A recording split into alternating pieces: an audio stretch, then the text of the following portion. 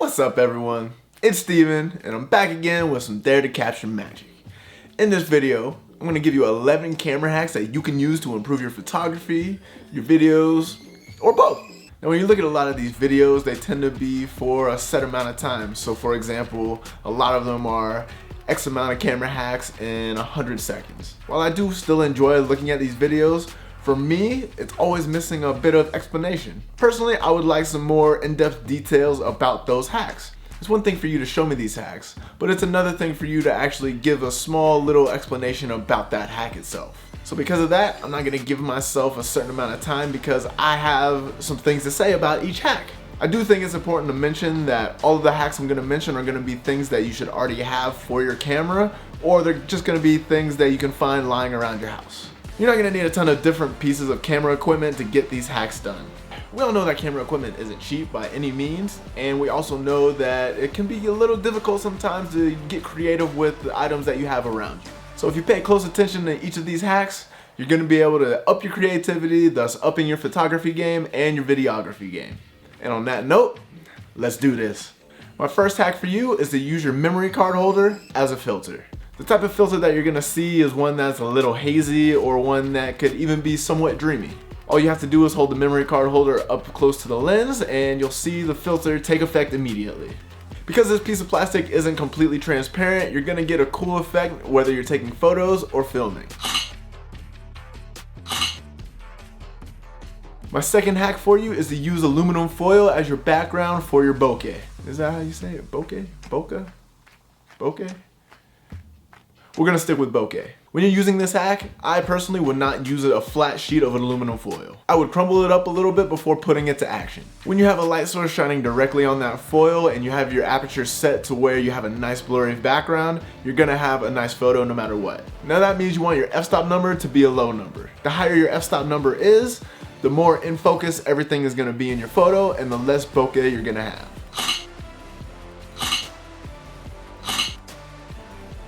Hack number 3 is gonna involve your camera strap.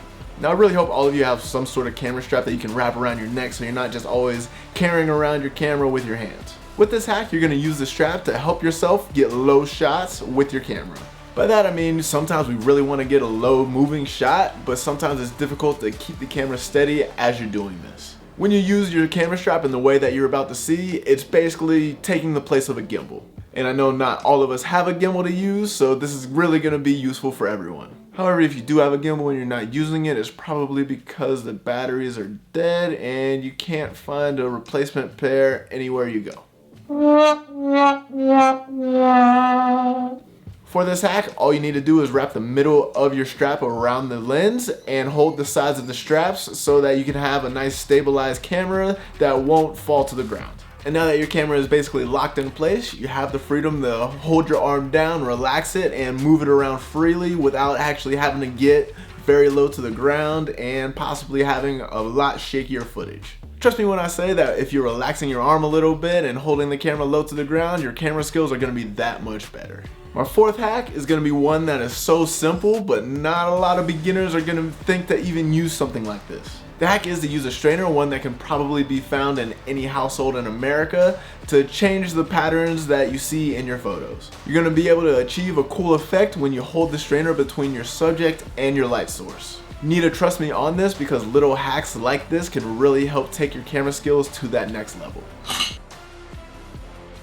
Now this fifth hack is gonna be another one that involves your camera strap. The hack is to use your camera strap as another type of stabilizer. Again, not all of us have a gimbal or have a working gimbal at the moment, so this is a hack that can really help you get stabilized footage. For this hack, all you need to do is hold the camera out in front of you so that there's no slack in the strap itself. When you're holding the camera out with no slack in your strap, it's much easier to hold your camera in place and move around with it without having shaky footage. So remember, no slack in your strap leads to smoother footage.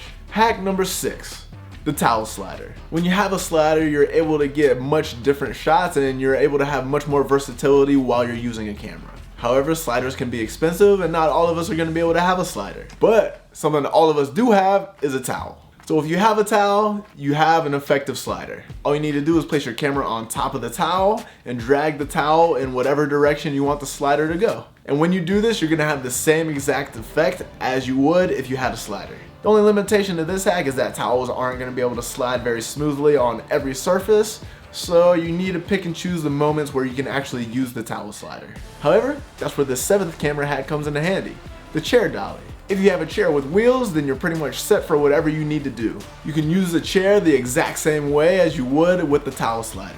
However, because the chair has wheels, you're able to have more options when it comes to having that slider effect. That is, if you're willing to take a roller chair to places where you probably wouldn't find a chair. Using a Ziploc bag is going to be hack number 8.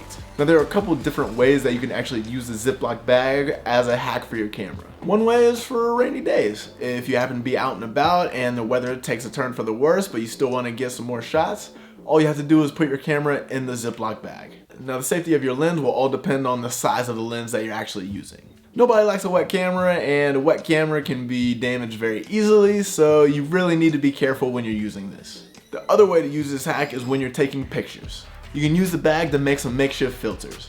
If you have colored markers or something that can actually draw on the bag itself, then you're going to be able to shoot through the bag and have the desired effect that you drew on the bag. So if you have a Ziploc bag, you basically have your own type of filter 24/7. Hack number 9 is to use the reflection on your phone. Our phone can practically do everything else for us, so why not use it in a way that can help our photography skills as well. All you're gonna need to do is hold your phone very close to your lens, screen side up, and you'll be able to see that there's a nice reflection from whatever you're trying to shoot on your phone. And when you're taking pictures like this, you're gonna have a really cool effect that can really change the way your photos look originally.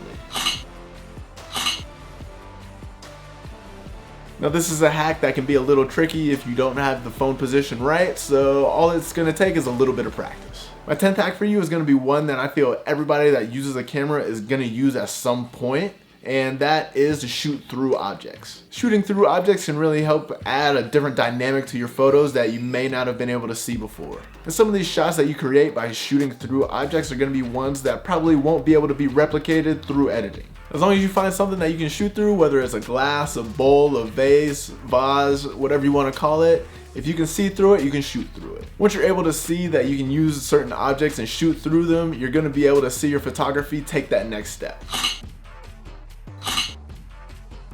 Now my last hack is going to be one that's probably a little harder than the others, just simply because it all depends on the type of stuff you have lying around your house. Now the hack is a top-down tripod.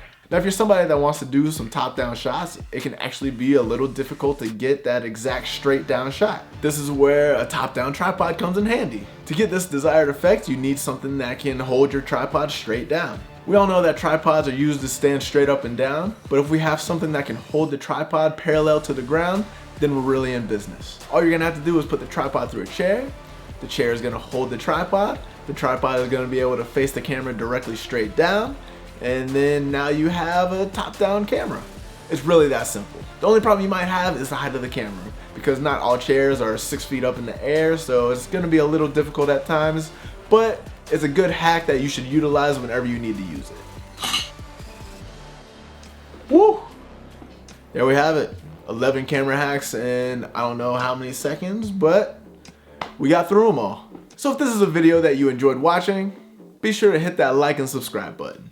And let me know in the comments below which hack was your favorite.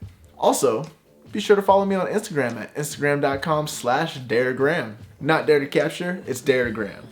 Yes, it's Instagram, so it's a little different. Since you're already here, and if you want to hang around a little longer, I'll put a couple videos up here that I think you'll enjoy. So, I'm Steven. I'll be sure to catch you in the next one. Peace.